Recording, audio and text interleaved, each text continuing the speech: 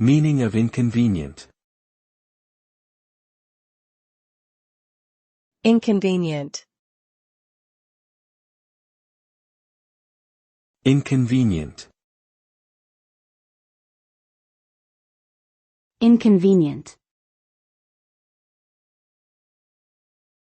Inconvenient. The word inconvenient means causing difficulty, trouble, or discomfort to someone. It refers to a situation or event that is not convenient or easy to deal with. The consequence of inconvenience can range from minor irritation to major disruptions in daily life. It might require extra time, effort, or expense to overcome the problem caused by inconvenience. For instance, unexpected traffic jams, power outages, and sudden changes in plans can all be considered as inconvenient.